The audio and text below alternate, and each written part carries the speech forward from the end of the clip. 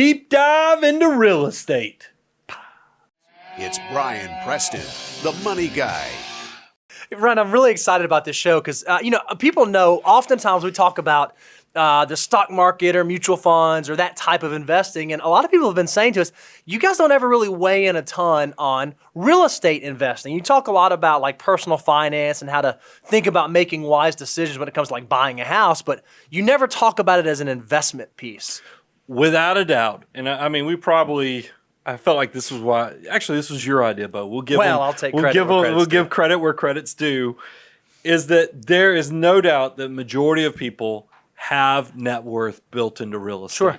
But there's also no doubt there's a lot of misinformation about real estate. So we kind of wanted to give you a very balanced approach, looking at how does real estate really work? How do you get started in it? And how do you know where this fits into your investment of your next dollar? Because not all real estate investing is created equal, right? There are different ways to do it, different types of real estate that you ought to be aware of. And then you made a comment. You said that, people do get wealthy off of this. And, Sure. and I thought it was interesting. FTE Daniel found this stat for us. In 2019, the Forbes 400 list noted that 34 of the named individuals cited their sources of wealth as real estate. So no doubt it's possible if you are a real estate investor, someone who participates in that type of investment, it's possible to become very, very wealthy doing that. That's a real thing that can happen. So let's do a deeper dive into understanding what really works and what's just in the sales brochure. Sure. And it's kind of a trap that you want to avoid with your finances. Love it. So let's jump into the first thing I kind of want to cover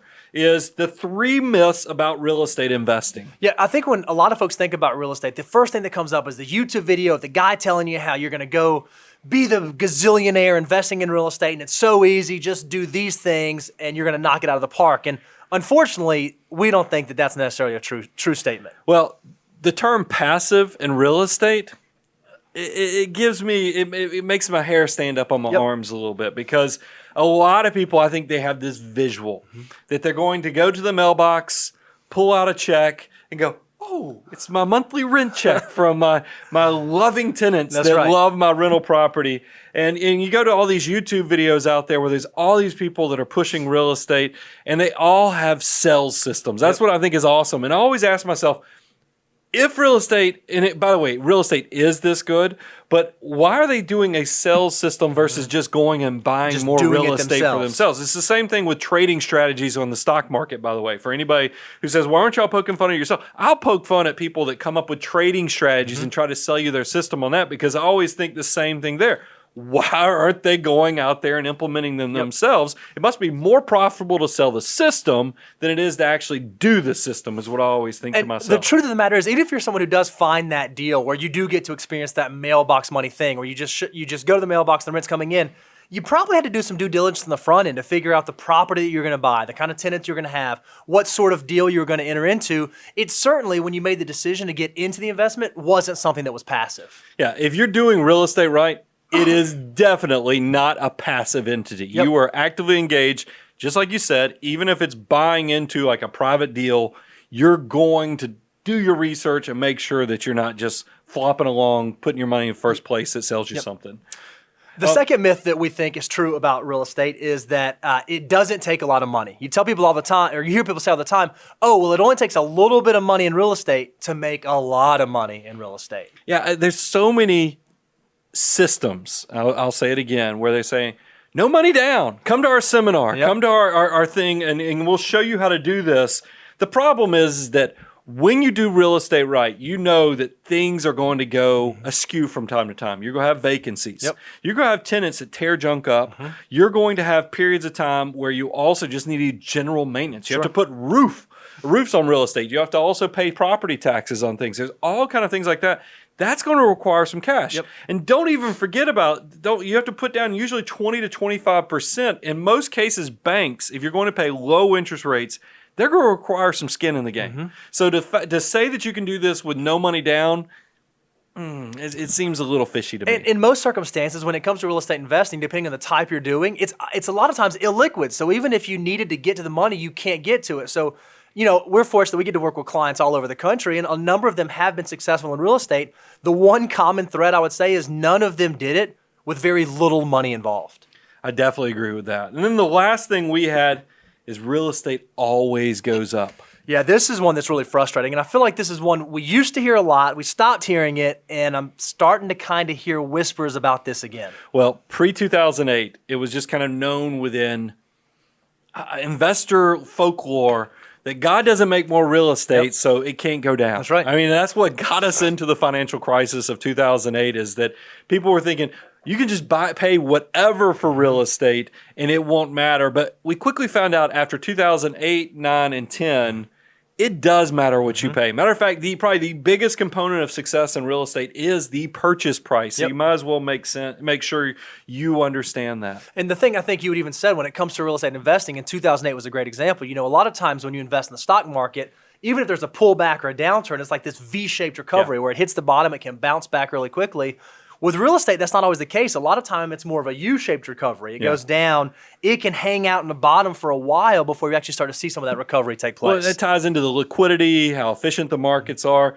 Definitely something you need to take into account. So we talked about the 3 myths with real estate, but I want to kind of pivot and talk about what makes real estate investing so powerful. Because it is a good thing. And we've actually seen this manifest, again, across a number of our clients who've had a lot of success, and it is possible to build a lot of wealth investing in real estate. So I want to kind of talk about the superpowers, the special go-juice for real estate. The first thing is what I like to call leverage growth through debt. I think this is probably maybe the most powerful part of real estate investing and why a lot of people get so attracted to it. But there's one scary thing. I use the word leveraged, which is also equated to debt. And we know debt, just like a sharp knife, it is a tool that is quite dangerous. But we want to create an example to show people what we mean when we say the power of leveraged growth. So let's walk through a little bit of a case study. So let's say that you have a guy, Joe, again, that's an intern Daniel name that he came up with, buys a $150,000 house and he decides he wants to put down 20% down because he's a smart financial decision maker. So he puts down $30,000.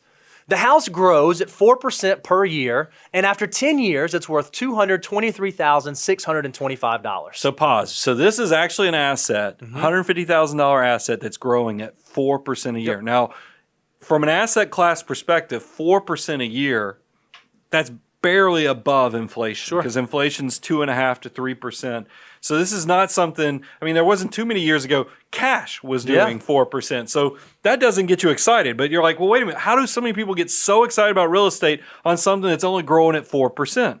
The answer is the power of leverage growth, because Joe now has a gain of $73,625. He was actually able to turn the $30,000 investment he put down into almost $104,000, which is an overall gain of 245%, or about 12.5% per year. So you can quickly see you have turned something that is a 4% slow growth asset into a better than, I mean, that's a really good rate of return at 12.5%. That's what leverage does for you. It essentially elevates at a multiple factor your rate of return. Now there is, I even tried to tell Daniel, he's like, there's no room for us to put that on the slide, where I wanted to put a big asterisk because there's a big component that's missing here. There's finance costs. So there's a lot of interest that's accruing in the background. There's property taxes. There's a lot more that's going on. But from a simplicity standpoint, we want to tell you there is a component of this that people like leverage growth because it gives you a multiplier on your growth. Now, we'll get to the negative parts later, but you at least need to know that. The next thing, there are definitely in the real estate marketplace powerful friends and influencers. And what do I mean by this? The biggest thing is you guys know we're in an election year right now. You cannot turn on the news to not see somebody have an opinion about politics, except for, of course, on the Money Guy show. We try to keep that type of stuff out of it. But it is one of those things where when I think about real estate, it is good to have Washington, D.C. in your corner. So how do they ensure that they keep Washington in the corner of real estate? Is, first of all, a lot of lawmakers have money in real estate, a lot of money. But also, if that doesn't help, they have $383 million a year going into lobbyists that are out there pitching their strategy. And when I say $383 million, I'm talking about the largest interest group that does lobby, which is the finance, insurance, and real estate sectors. So I imagine the question is, okay, well, which side is doing this, Yeah, right? do So Democrats get the money? One side's Do the gotta be, like, Republicans doing get the this. money? Like I said, it's good to have friends. If you're going to have friends, why only have half of the friends, like Republicans or Democrats? Why not have all be friends? So you can see the way the money is given out is that Democrats get 50.3% of the money. Republicans get 49.7%. When we looked at Open Secrets, I'm sure if we look 2 years down the road, it'll probably be flipped the other way because these guys were equal opportunity money. And here's where this is going to shape up is the next supercharged benefit with real estate is tax benefits. You can't tell me all that money going over to Washington, D.C. for lobbying impacts and other things. It has directly resulted in some pretty powerful stuff that's built into the tax code. So let's go through a few of these.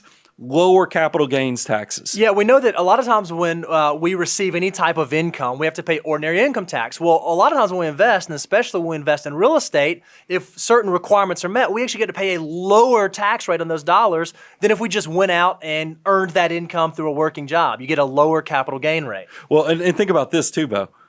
With investing, if we lose money investing for clients, what's the most you can deduct in a year? The most you can deduct, 100% of it. Well, $3,000. Oh, it's $3,000 if you have a carry forward you can loss. take Got it. whatever gains you have, you can offset it to have losses. But if you have losses that exceed your gains, the most you can deduct in a year is $3,000. Sure. The rest you have to carry forward. With real estate, there's a little more play on the deductibility, which is it comes in. I think that ties into much more powerful taxes.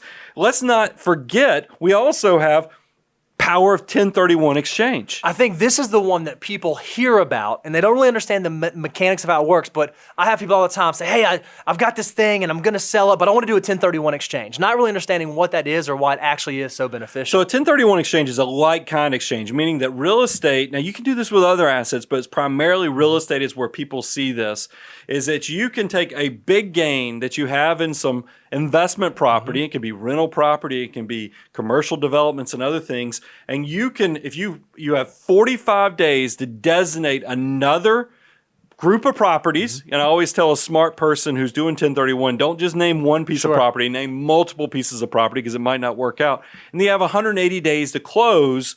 And if you do this appropriately, you don't pay taxes on the gains of the first project. So you can turn one real estate deal and then roll that into another 2 or 3 real estate deals. You can keep this process essentially kicking the can down the road on when you actually pay taxes. Now, one big caveat on this.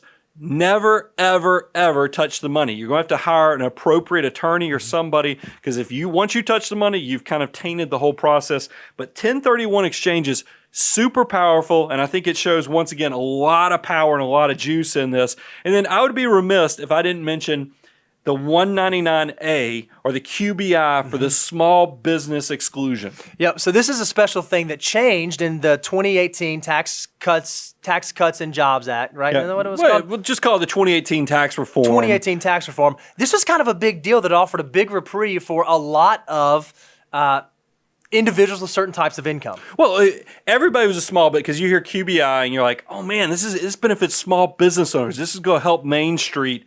And then you see the fine print, and a lot of us were like, wait a second. What's SSTB, which means Specified Service Trades or Businesses. So everybody that's in businesses like accountants, financial planners, authors, celebrities, anybody who's doing services to get paid, they got kind of carved out of this QBI. They were told, well, once you make over $315,000, you don't get this benefit. But there's one huge exception because wouldn't you agree, probably real estate agents, that's a service. Seems like a personal Wouldn't you agree business? that probably architects, because an architect, an accountant, they're both kind of nerdy, drawing things, doing things, making things happen.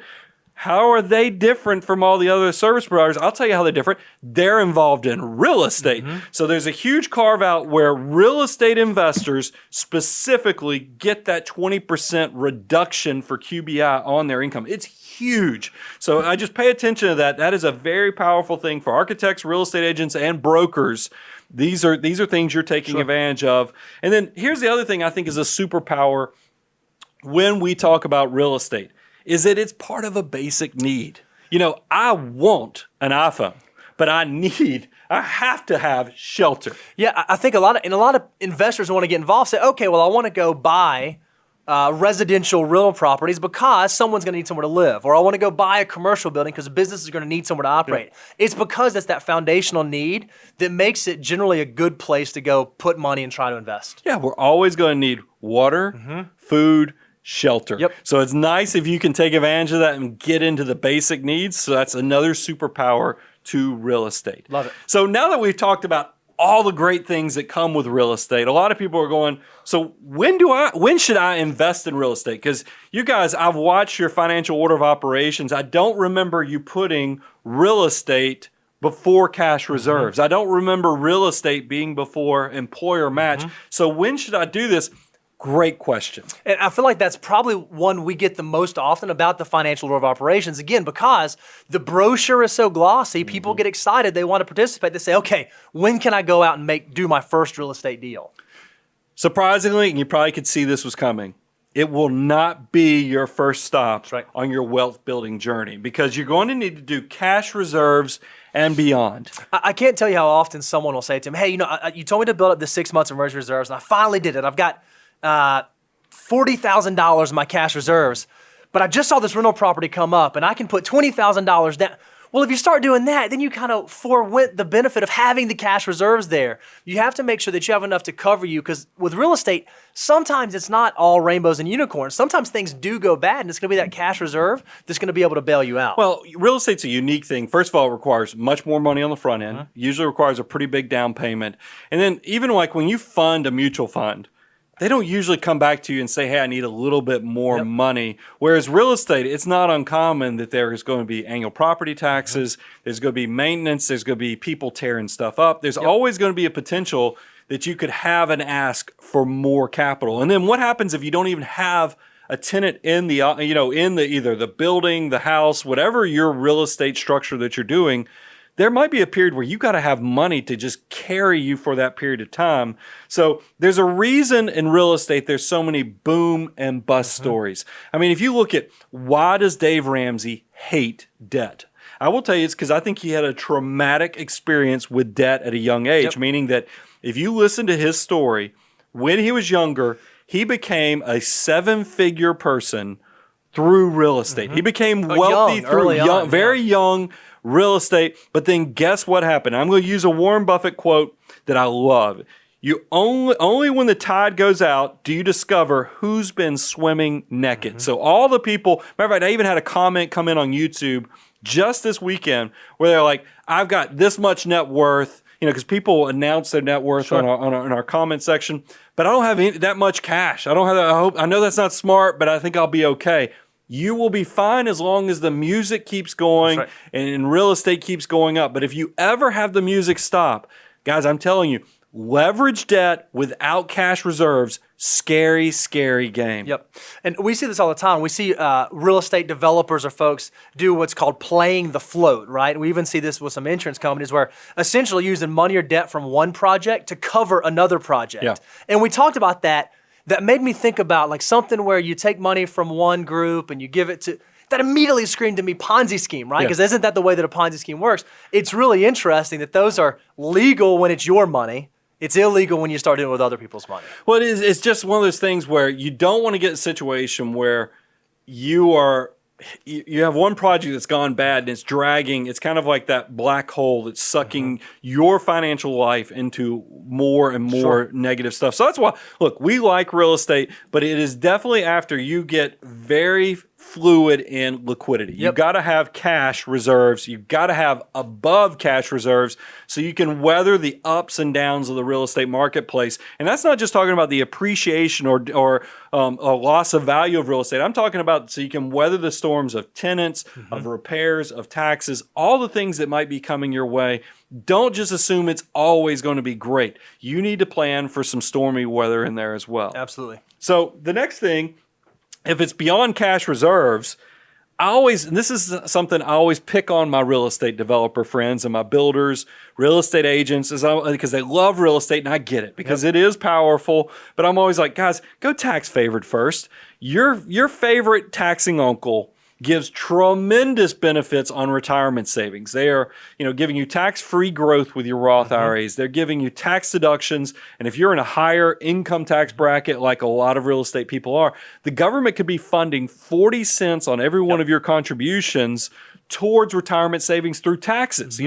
By lowering your current taxes, you are missing out on a lot if you're not taking advantage of retirement accounts and other tax-favored investments. So you'll notice when you ever listen to us talk about the financial order of operations, generally when we look towards the front of that, we're talking about those tax incentivized things like 401ks, like Roth IRAs. Make sure you're checking those boxes and not just jumping straight into the real estate game. So that leads to the actual answer where people go, where in the financial order of operations does real estate fit? And I think it fits into step 7, which is hyperaccumulation, because if you think about steps 1 through 6, that's not only getting you prepared for a rainy day, it's also taking advantage of the free money from your employer. It's saving for retirement and getting those type of things.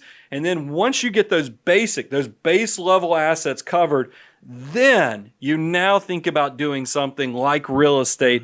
Great opportunity with leverage growth and other things where you can get rents, but you're going to make sure you have the basics covered first. Yeah, so I have friends all the time ask me, say, okay, I think I want to go into real estate. What do you recommend? I always ask them 2 questions immediately. I say, okay, have you done your Millionaire Next Door or Money Guy modified wealth formula? You take your age times your income divided by 10, or if you're under 40, use our special formula. Where are you in terms of net worth, in terms of wealth building? And then the second question I ask is, are you saving 20 to 25%? Yeah. If you're not where you're supposed to be net worth-wise and you're not saving 20, 25%, in our opinion, you're probably entering into the real estate game a little too early. Well, it's also a liquidity thing, because we all know, we talk about the messy middle. For 20-year-olds, 30-year-olds, you don't really start feeling comfortable financially a lot of times until your 40s. So it's crazy that you think about, because you never know what's going on with the kids. And yes, I know you have cash reserves, but beyond cash reserves, if you have job losses, if you have medical things, if you have the kids, there's all kind of things that come out on a Tuesday and freak your system out. It's nice with traditional investments if you have liquidity. Real estate, depending upon the economy, is not a liquid investment. That's right. That's one of the things that catches people. And once again, why leverage debt can be dangerous debt in some points. So now let's talk about, since we've talked about when, we've got that covered, we talked about the myths. Let's talk, and we talked about the superpowers of real estate. Let's now talk about the 6 ways to actually do real estate. So we sat down and we thought about this because we think about, when we started having this conversation, Brian, there were a few that immediately kind of popped up to us. And we said, well, let's slow down for a second, because there are a lot of different ways to invest in real estate that I bet most folks, even most of the Money Guy family, probably don't realize they're real estate investors, even when they didn't know they're real estate investors. Yeah. The easiest, lowest lying fruit, and we did this on purpose, is home ownership. Yep. Home ownership is the majority of us, that's how we're doing real estate investing. And you think about it, here's some stats. And by the way, we used median numbers, not the average, because I know a lot of you guys, whenever we do the shows and we talk about average, you pick on us a little bit. So we used median numbers on this. The median net worth for Americans that are over 18 is $136,000 a year. The net worth, median net worth excluding their home, is only $55,000. So total net worth was $136,000, but you take the home out, it was only about $55,000. So if you finish the rest of that, that means 59% of a lot of people's net worth is tied up in their personal residence. It is their biggest asset. And your personal residence, surprise, surprise, is a piece of real estate. Yep. That actually is. Now, we don't call homes investments. We like to call them use assets. But the fact of the matter is, it is a real estate investment. And I think, by the way, those numbers, y'all know, we're for the 20%. We're not for the 80% that are struggling through discipline issues. That's not going to be you. Any of those that are building an army of dollar bills through that 20 to 25% growth, we know you're going to blow these numbers out, but it's still something to pay attention to. And then I kind of wanted to talk a little bit more about some of the huge tax benefits that also occur with your home ownership. Do you guys realize if you live in your house, your primary residence, for 2 out of the last 5 years, and it can be even less than that if you get relocated for work or other things, up to $500,000 of your gains are completely tax-free. I think, Brian, in the tax game, that's one of the most amazing tax tricks that there is out there. I can't think of another type of investment that allows you to shield that much capital appreciation. So $250,000 for single taxpayers, $500,000 for married filing jointly, this benefit is so good that I know quite a few builders. Pretty much 2/3 of them move every 2 years. And you might be saying, well, why wouldn't they just build a house that they love? And why wouldn't they just build it and stay in there and, let the grass grow and the trees grow? It's because of this huge tax benefit. I don't know if I would wish this tax benefit upon myself because I hate moving so much, but I have watched my personal builder for my house here in the Franklin, Nashville area.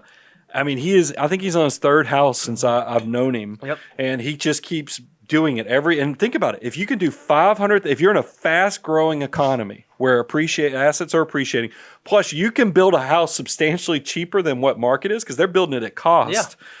There's going to be some huge gains there. He probably realistically is getting a $250,000 a year tax-free benefit because if you think about a married couple, $500,000 tax-free, that is huge because ordinary income, I'd have to make a lot of money to generate $500,000 of tax-free. So I can already hear people out there right now saying, oh, well, this is just too good to walk away from. I need to go buy the biggest, most expensive, nicest house I can buy so that all that capital appreciation will be there so I have this huge benefit. Not so fast. Well, you run the risk, and this is something we saw before the last real estate downturn, is you don't want to be house rich and life poor. That's right. And that's one of the things we put out there is because there are a lot of people, and you have to be careful talking to your mortgage brokers, you have to be careful talking to your real estate agents, because remember, they get paid depending upon the size of your purchase. So sometimes that creates a slight conflict of interest. The better way to protect yourself is to ensure that you're keeping your housing expenses below 25% of your gross income. And you might even get to a point, I will tell you, this happened to me in my 40s. I could go bigger. I could get a bigger house. I could afford a much more, a larger mortgage. But now that I'm getting to be in my late 40s, I just want to own everything and I'm tired of swimming upstream. So a lot of you'll want to fight that urge to keep getting bigger and bigger and bigger because why? And you've heard, I know a number of you have listened to our previous shows where we talk about buying homes. And we said, you know what, when you're first starting out, 20% should be the goal, but it's okay to waver on that a little bit if certain circumstances are taking place. The 25% is pretty important. I would not waver on that too much. I would really try to stick to keeping your housing costs below 25% because that is what's going to get you in trouble. So let's talk about real quick. I want to close out home ownership and talk about the limitations. The first thing, and Bo said this earlier, we consider this a use asset. That's right. It's kind of hard. If you got into a pickle of a situation, it's hard to turn that equity in your house into food on the table for your family. So just remember, it's hard to spend equity since it is a use asset. Or how about this? You saw this firsthand, Brian. Back in 2007, 2008, you said, you know what? I've got all this equity in my house. I'm covered. Even if I need to get to it, I've got a checkbook. I can do that. Well, if we see a really big downturn like what we saw in 2008, there's a chance that all that equity, that stuff that you could have used to buy groceries, disappears overnight. Yeah, home equity line might get shut down or frozen by the bank very quickly. I've had that happen to me. And so that's what my last cautionary thing is. Remember, in order to get assets, to turn this from equity in your house into where it's food on the table for your family, you either have to sell the property or you have to take on more debt. That's right. And as you guys know, as you're getting older and you try to simplify your life, debt is that is not in the same sentence as financial independence. Obligations and independence do not go well together. So that moves on to, let's talk about lacks geographic diversification. Yeah, a lot of times we think about real estate. You know, you've heard people say real estate is location, location, location. When you buy a primary residence, you have real estate exposure to one location, and it is on the piece of earth where your house is. Maybe that's a really good thing, or maybe it's not such a great thing, but it's not a diversified real estate holding. Well, if you remember in 2008, 9, and 10, there were some key areas that got crushed. It was, Las Vegas, Florida, and I'll say, like, we lived on the south side of Atlanta. Yeah. South Atlanta, my house went down by 50%. It is hard. And it still, by the way, has not fully recovered. So it's crazy when you move to a higher cost of living area like we did to Nashville. Sure. It gets very scary. And then the other thing is, if you want to be careful with how much you put in. A limitation is you don't want to have 100% of your real estate concentrated in only residential real estate, which is your use asset. Yep. Just very scary stuff. So number 2, passive via portfolio, Bo. What do we mean by that? So I think if number 1, primary home ownership, was the easiest one, I'd say passive via the portfolio is probably the second easiest one, right? That's what most people have. And this is exactly what it sounds like. This is buying stocks or mutual funds or ETFs that invest in real estate holdings, whether it be real estate investment trusts or other types of real estate. But these are publicly traded real estate investments that you can go out in your brokerage account and buy. Now, but we've been on a tear recently with, well, truthfully for the last decade, a trend of we love index investing. Love it. Love index investing because it is super cheap. I mean, you can practically, these price wars with Fidelity, Vanguard, Charles Schwab, and TD Ameritrade, well, now they're about to be Schwab, but they beat each other's heads in so much that the prices of trading and investments is practically free. Yep. But there is one thing that has kind of bucked, at least in our thought process. Do you want to buy real estate in an index? Yeah, our thought is right now, maybe that's something you ought to investigate, because one of the things about a lot of indices that you can invest in is they're market capital weighted, right? So the largest segments in the market get the most exposure. Well, if you think about ways that real estate is changing right now, perhaps through e-commerce or other things like that, maybe you don't necessarily want to be in a market cap weighted index. Perhaps you'd want to use maybe an active manager that can make a decision to allocate towards or away from different types of real estate holdings. So I love because that used to be when all the brochures and all the TV ads, where everybody had their proprietary system with their research was better. I'll say it even simpler. Amazon and online shopping is changing the way real estate. I mean, we don't go to the malls as much as we used to. That is going to have some ripple effects. So you just kind of need to think about those in a macro sense. But it is one of those things. I think you said it in a great way, Bo, but it is something to pay attention to. And that leads us to kind of, let's talk about the limitations to doing real estate, or even better yet, first give people an idea of what can they expect or what's happened with real estate in the past. Yeah, so we said let's just look at the historical performance of just publicly traded real estate investment trusts. So we went and pulled this, and this is data from 1997 all the way through 2019. So that's what, 23-ish years about. And you can see that like the S&P 500 U.S. large cap has made 10.2% annualized over that time period. Real estate's actually done a little bit better, even with 2008 right there in the middle, 2009 right there in the middle. REITs as an asset class have made about 11% per year. So they do have very strong performance when you look at it relative to other domestic types of investments. So it's definitely a viable thing. Sure. If we were talking about downsides, I mean, I guess the only thing is that it's super passive. So your hand's not in the cookie jar. Sure. It's not in the cookie dough. You're not really adding much value. You set it and forget it with this.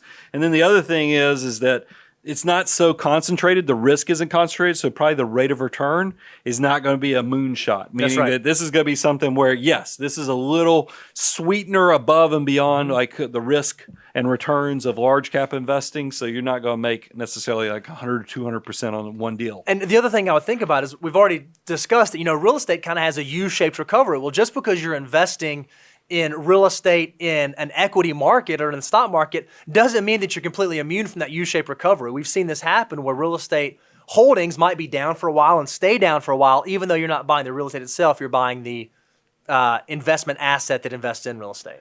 So let's talk about the third way. Now, this is the one that's kind of juiciest because we had home ownership was number one. Second easiest was probably just passive real estate, like in a mutual fund, ETF, something like that. The third is the one that you see all the marketing systems on. This is the sizzle. Residential rental property. Yeah, these are the folks who say, you know what, I'm going to become the land baron and I'm going to become the real estate maven, the tycoon, and I'm going to have this entire real estate portfolio. I'm going to make $1 gazillion. Mailbox money. Make mailbox money, renting real estate to other folks. And it does, but I got to tell you, it's far from passive. We've covered this previously, but I think it's worth repeating. There's so many components when you get into residential rental property. It's purchase price, occupancy. Are the quality of the tenants, and the consistency? Are you going to need to take in reserves for vacancies? There's so many things. How much you need to require? You got to have reserves for cash in the bank for months between tenants, general repairs, overhaul expenses. Good part of this, if you're thinking about maintenance, is just you have to put carpet and paint. So if you have good tenants. The reality is that good, it goes way beyond the good because there's cabinets, sheetrock, fixtures. You'd be surprised at how hard your tenants can be on the property. And I'll be honest with you, this wouldn't be my first swim into risk investing. Okay. And what I mean by that is that I'm always shocked because you talked about this earlier in today's show, Bo, is that we have 20-somethings. They'll say, I got my cash reserves. I don't even know if they mentioned they have their employer match, but they're like, I can't wait to save up enough money to go put a down payment on my first rental property. Right. And I always think about that. Wow. Do they realize Roth IRAs grow completely tax-free? And that's easy. I mean, that is setting up something pretty easy. Or how about the employer match on your 401k? Knock out, remember in the financial order of operations and some of what we talked about on when you should invest, go get that easy stuff. And that's why this is typically financial order of operation number 7, because it is not the lowest lying fruit. You got to respect the FOO, the financial order of operation. So, well, you don't want to get caught. You don't want to get over your skis. Make a T-shirt that says "Respect the FOO." Respect the FOO. I'm telling you, because you don't want to get out over your skis in an economic downturn, because that is when it's scary. You want to have some girth to your net worth before you really kind of get. We got to put that on a T-shirt too.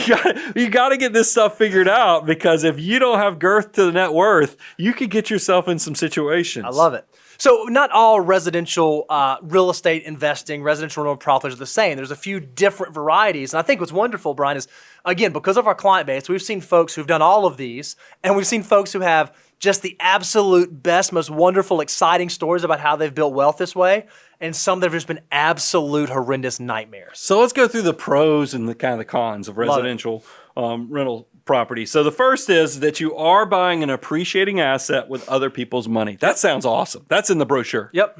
Because it's great. You're collecting the mailbox money by collecting the rent, and you're paying the mortgage with that money. You are paying for an appreciating asset. It's going up in value with other people's money. And then think about this.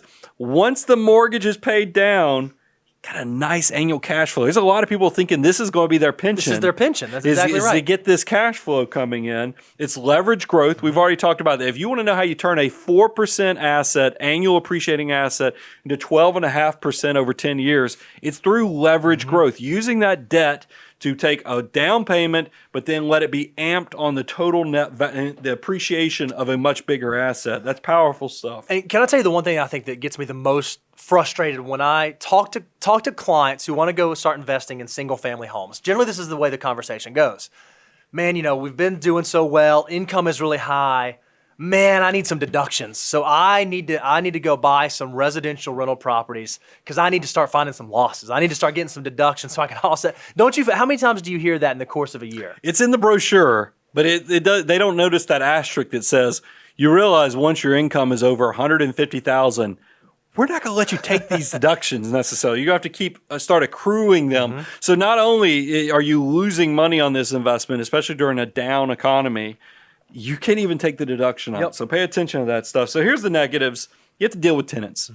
They're not usually the most financially responsible people. I'm just being honest with you. Not in most circumstances, but a lot of circumstances, the reason people are renting, there's some reason they're renting. Maybe they're short term. Maybe they're not sure if they're going to be settled. Maybe they couldn't go buy something. You probably, if you're going to have a residential rental property, you need to know how you're screening the folks that you're going to let live in and be in that rental property. You definitely need to be involved. You need to be an active landlord. Once again, how it's not passive. And you also have to be responsible for the repairs, the bills, keeping tenants, and making monthly mortgage payments. None of that. You can set it on autopilot, but there's going to be things that come up on a Thursday night that's going to require some attention. But then people all the time, well, no, I don't have to worry about that. I'll just have a management company. I'll just hire a management company, and they'll take care of all that part. And that potentially could make it much more passive, but the problem with a management company is they usually take 10, I've even seen as high as 15% of gross rent. Sure. And that truthfully is kind of the cream. A lot of the profit, that's where the profit lies. So you got to pay attention to that. And then I put this as a negative, leveraged asset. Remember how I told you it was a positive, that it's growing. It's just how you turn a 4% asset into a double-digit growing asset. But it also is one of those things that could get very expensive very quickly, because a lot of times when you see real estate systems, they're not telling you to go buy one house. They're trying to tell you to get to that critical mass. You want to get 10 houses. You want to get to 20 houses.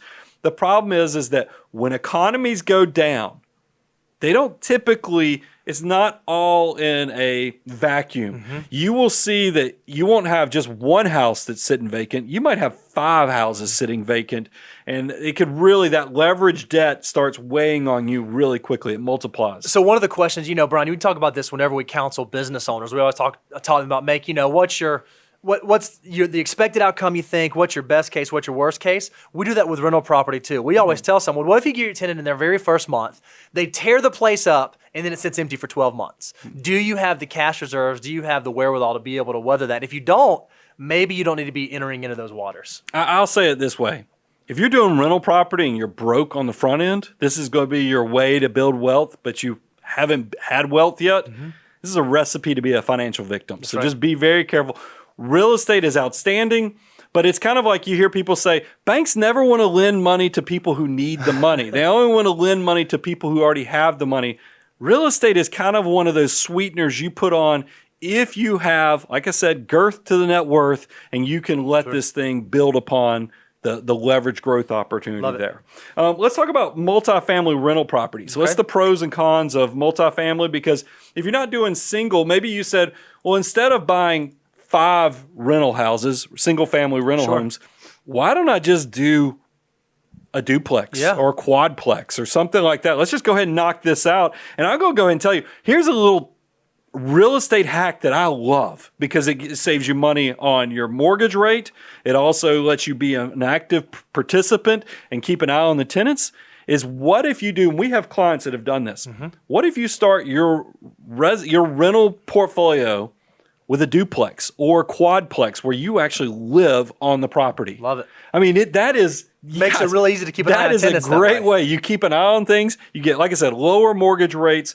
It really is an incredible thing, and it allows you to increase the return through economies of scale. Because now instead of having 4 pieces of property that you have to go cut the grass on or make sure the grass is being cut on, make sure the repairs, you can now have one location that has multiple people, multiple families all there.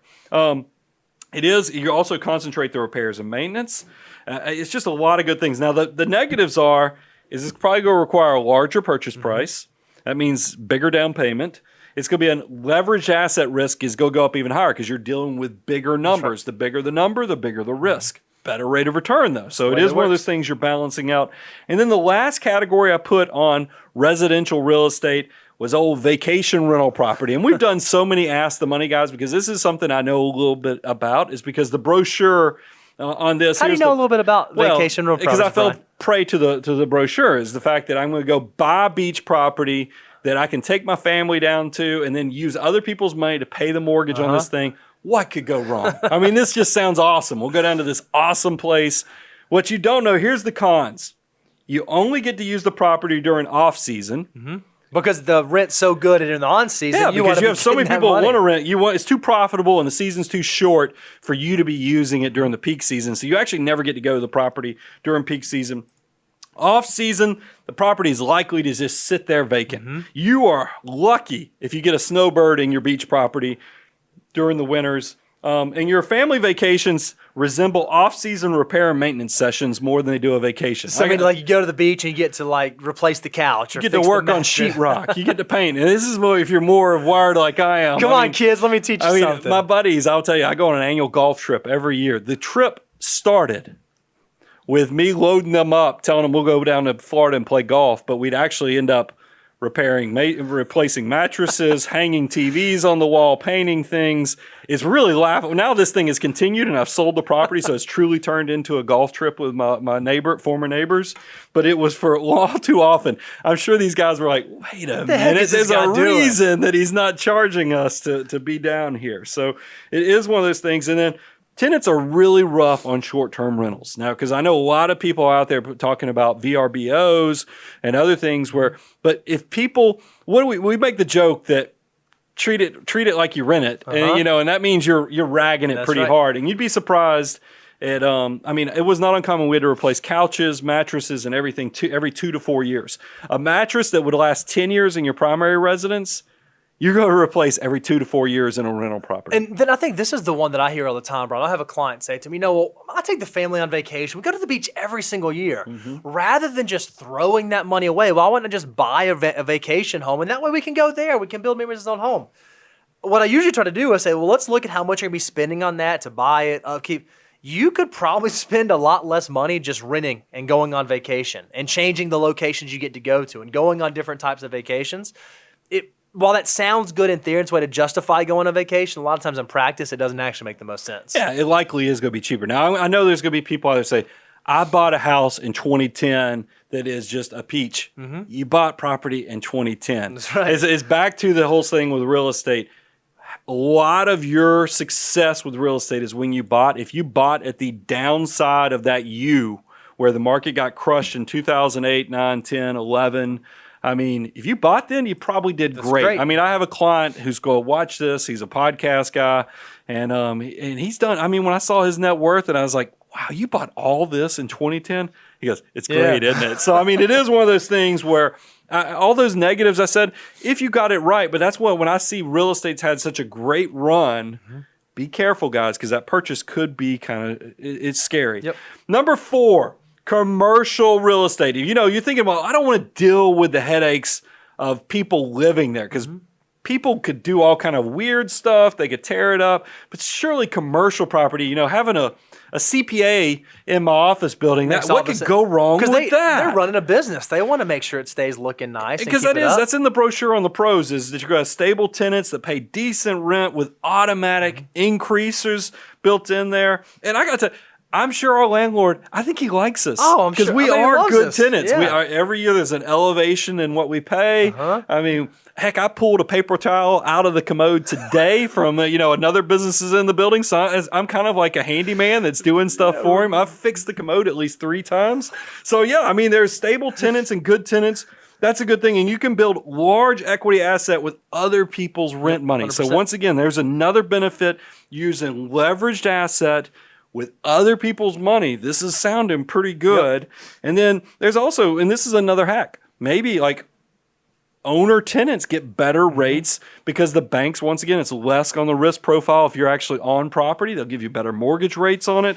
So that sounds all really good. So if you're a small business owner, has a profitable business and you're expanding and maybe you need a real estate look, maybe it does make sense to go buy a commercial building. You rent that building or use that building and then sublease some of the rest of it to help offset the rent. And think about this, like we are in that specialized service that gets excluded from QBI. Mm-hmm. We don't get the 20% for the 199A.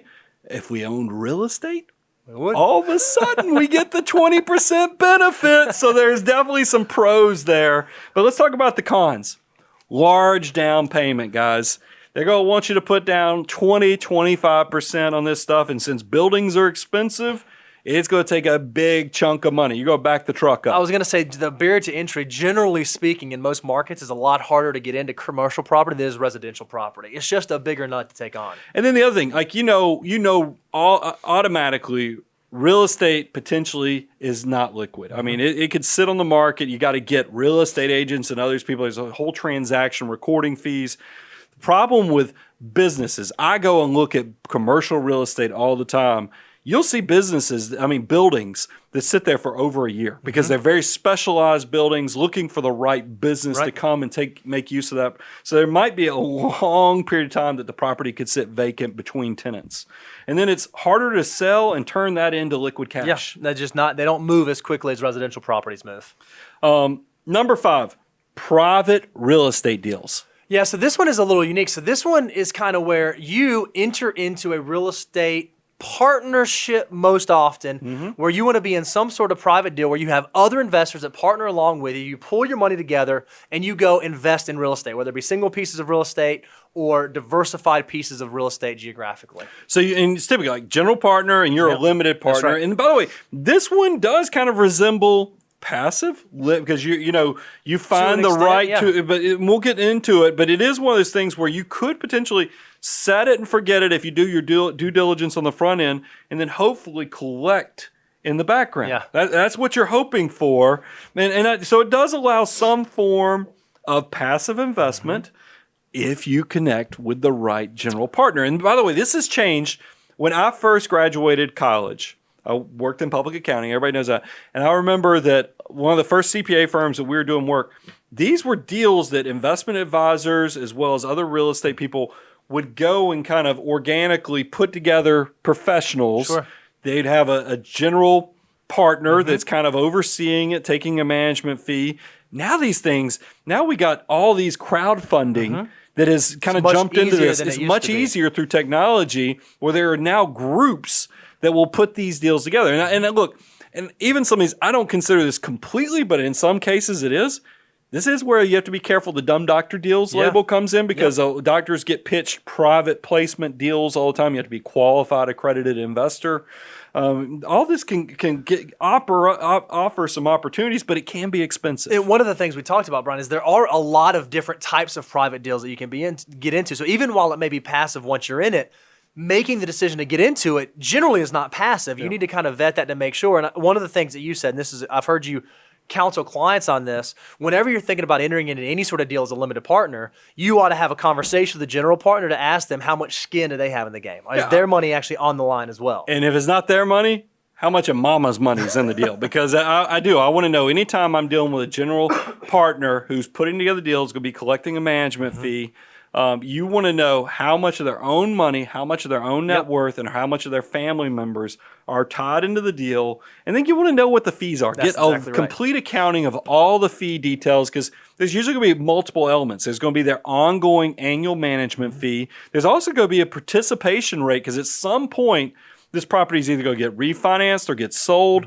and that's when it's going to be a cash out event for you, the limited investor. You just want to make sure, do you get all of that, or is there going to be a split where if there's any rate of return over a certain high water mark that goes back to that general partner? You just need to make sure you understand all the fees. And then also know that, like, I've seen deals where we were doing fast food joints. I've seen deals where we're doing apartment complexes. I mean, these things can take all forms. Just make sure you know the risk profile and what these people are actually doing and what their track record. Because if you do find the right one, it could be good. Absolutely. But pay attention to the details. It's not set it and forget it. And then this is the last category, and I put this on last is because we kind of went in order of what most people do with home ownership, passive portfolios, and then we got into single families, then the commercial, then private real estate deals. The last one we put on here is the shot across the moon. This is where you're really trying to hit land development. Yeah, this is the thin air. Not a lot of folks fall into this one. Well, it's much more speculative because it is. I mean, it's one thing to go see a big plot of land and go, that looks like money right there. And in a lot of different ways, because big money, here's the pros. I'm talking about one deal could potentially set you for the rest of your life. And that's the moonshot here. And we've seen that happen. Yeah, I've seen people become incredibly wealthy by just being in the one right deal that kind of set them up. Now, look, it had tremendous risk to it. And what I mean by that, because it all ties in. It's all built onto the same equation, because the same benefits that give you the moonshot is also the negatives that cause this thing to be so high risk, is because you got a lot of leverage. Usually you're not doing this straight up with cash. You're doing this with the leverage.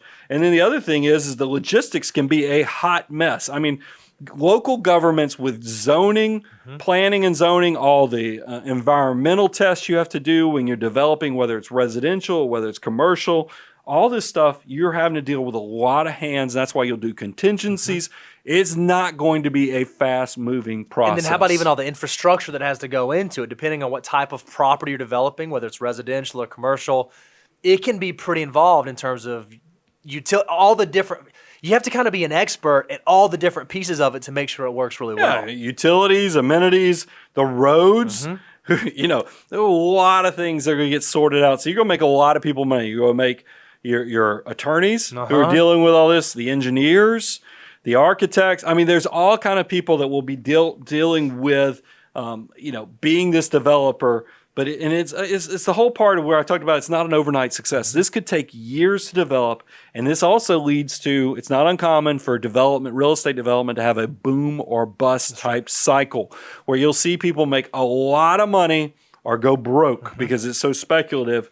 And that's what led me to, this is the thing I think is amazing about multiple deal businesses, meaning that they constantly doing real estate development, is that I'm amazed, and it goes back to some of that tax-favored stuff with the 1031 exchanges and other things, is that you keep reinvesting all of your gains into bigger and bigger deals, and you're just hoping the music doesn't stop before you get your big payout. I've actually asked some folks to do that. I said, what are you working towards? Because all I want to do is make sure my last deal works. That's the whole goal of it. Is I just want to make sure the last deal I do is the one that works. And I'm like, what if the last deal you do is the one that doesn't work? You gotta, this is for a different type of investor who's willing to take on this sort of risk. There's a reason we said the 6 types of real estate investing. We wanted to cover it all. We wanted to cover something as basic as you owning your own primary residence, all the way to the moonshot of you're doing real estate development and really loading it up and putting a lot of money out there. So at the end of the day, we think that real estate is a fantastic investment. There's a number of different ways that you can do that. What you have to make sure of is you understand where you are in your financial wealth building journey, what your unique time horizon, risk tolerance, goals, purpose of investing. You have to answer all those questions because it's not what the brochure says. One size fits all and anybody can do it. If you fall prey to that, odds are you're going to get yourself in a bad spot. Yeah, you got to, there's some basic skill sets here. I think it's no coincidence CPAs are usually really good to real estate because there's a lot of financial calculator skills. You need to be good with the numbers. This is not something you have to be a cowboy, meaning that you're okay and very comfortable with risk, but also have to be analytical of the fact that you understand how the numbers flow and you're good with a spreadsheet. CFAs probably wouldn't be bad at it either, they'd be okay with it. But there's a lot of components that go into successful real estate investing, and you can do it, but I felt like you needed somebody to give you an honest assessment of what goes in this and what makes it successful. And please do respect the foo. If you don't know where your financial order of operations are, you could get yourself in a world of hurt. And that's the whole purpose of us wanting to go into a deeper dive here. I think you could tell no agenda here other than making sure we loaded you up with as much. And I felt like, Bo, the trouble with doing a show like this is that truthfully, we could have done a show on every one of those 6 segments. So, yes, we left some stuff on the table. It got edited out when we were going through this. But we knew if we're going to do this in less than an hour, we're going to have to go at this quick and hard. And, guys, we did it. So I want you to give us your comments. Leave some comments on the YouTube channel or go to moneyguy.com and leave us a question or comment right there and to connect with us because we love getting feedback from our audience. If you love what we're doing in terms of how we dive in, we have a brand new, can I even say it's still brand new? I think it's still brand new. We have a resource page available out on the Money Guy website. Go to moneyguy.com, click on resources. We actually have out there for you deliverables, PDFs, spreadsheets, things that you can download to actually use to build your wealth through time. So if you haven't had a chance to go check out our resource page, make sure you go and do that. And a lot of you are probably like, wow, that was a lot of information in there. These guys covered from residential, my personal residence, to REITs, to all the way even to commercial development.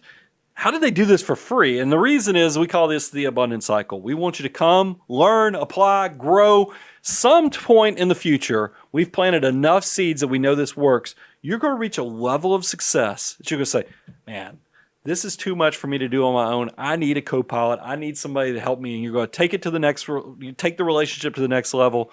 And that's where we come in. We work with clients all across the country. Go to moneyguy.com. You can go to contact us. You can go to aboundwealth.com. We love our Money Guy family. And thank you so much for watching the show today.